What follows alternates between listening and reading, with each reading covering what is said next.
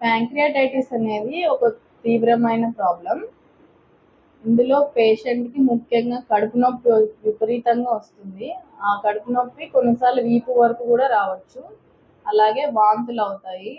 తిన్న వెంటనే నొప్పి ఇంకా ఎక్కువ అవుతుంది. ఇలాంటి లక్షణాలు ఉంటాయి ప్యాంక్రియాటైటిస్లో.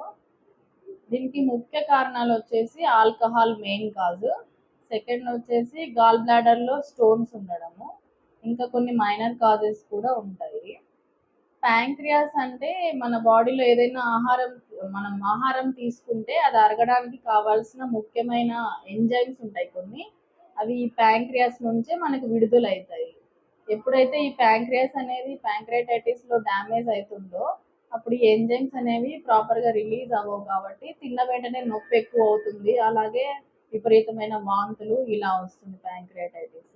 ఇందులో కూడా మళ్ళీ మైల్డ్, సివియర్ ఇట్లా సివియారిటీ ఉంటుంది. ఎవరికైతే సివియర్గా ప్యాంక్రియాటైటిస్ అటాక్ అవుతుందో ఈ పేషెంట్స్ కొన్నిసార్లు షాక్లోకి వెళ్తారు. కిడ్నీస్, లంగ్స్ ఇలా ఆర్గాన్స్ అన్నీ ఎఫెక్ట్ అవుతాయి.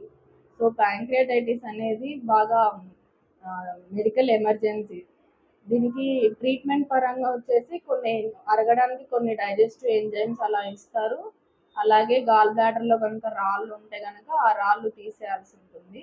ఇంకా ఆల్కహాల్ కూడా పూర్తిగా ఆపేయాల్సి ఉంటుంది పేషెంట్. కానీ ఇది ఎమర్జెన్సీ కాబట్టి వెంటనే హాస్పిటల్కి రావాల్సి ఉంటుంది. Thank you.